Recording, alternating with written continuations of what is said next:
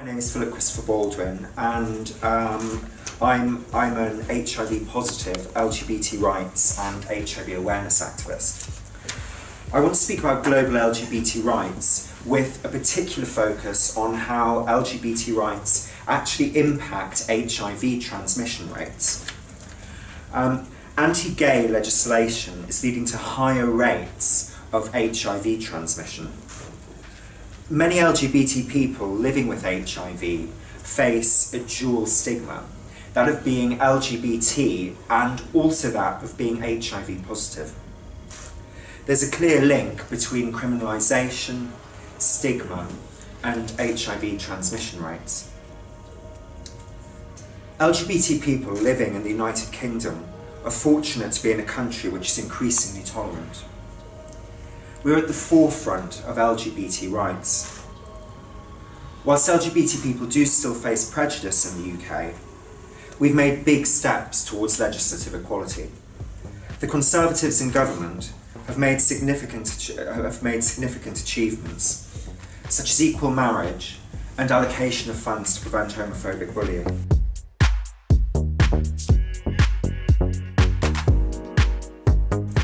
As we move out of the European Union, we must ensure that LGBT equality remains a priority for UK legislators.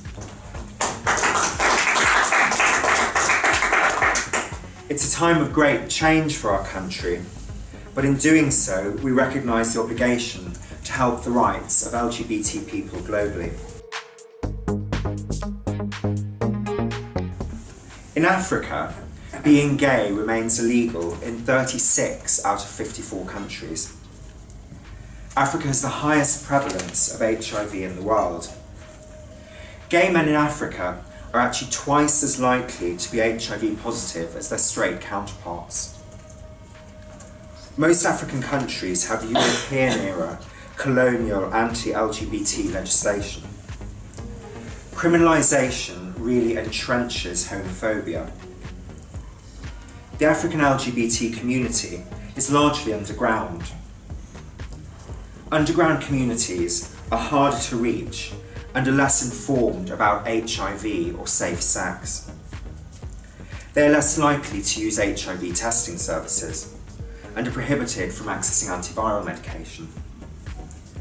Health professionals often discriminate against them, and there are few government-led LGBT-inclusive health initiatives.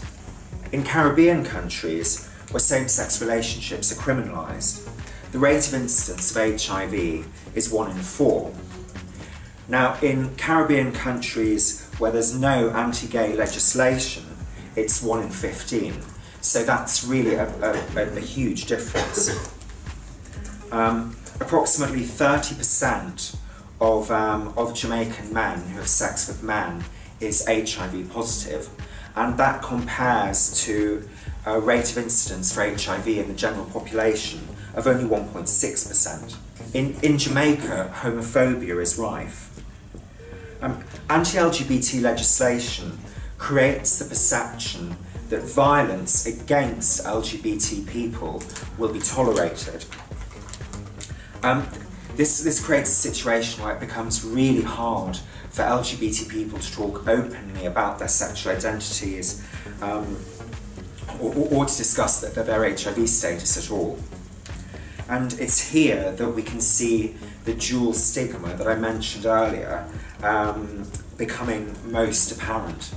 You have the stigma of being LGBT and the stigma of being HIV operating in a really toxic fashion.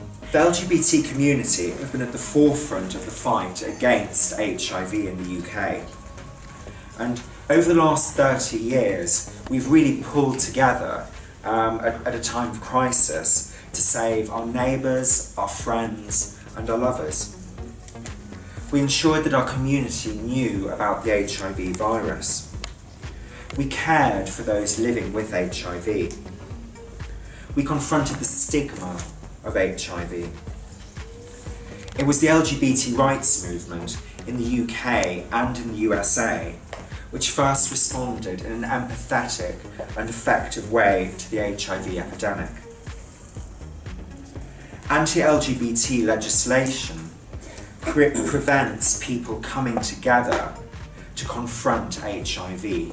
So it's stopping, in all these countries where being LGBT is criminalised, it's stopping LGBT people coming together and creating the organisations and the movement that can effectively combat HIV. To fight HIV effectively, we must insist upon the removal of anti-LGBT legislation globally.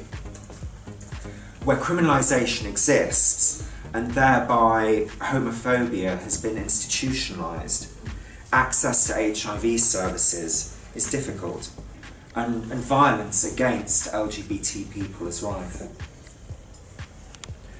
Moving out of the EU, we must not be shy of using our position as the world's 5th largest economy to demand concessions for LGBT people.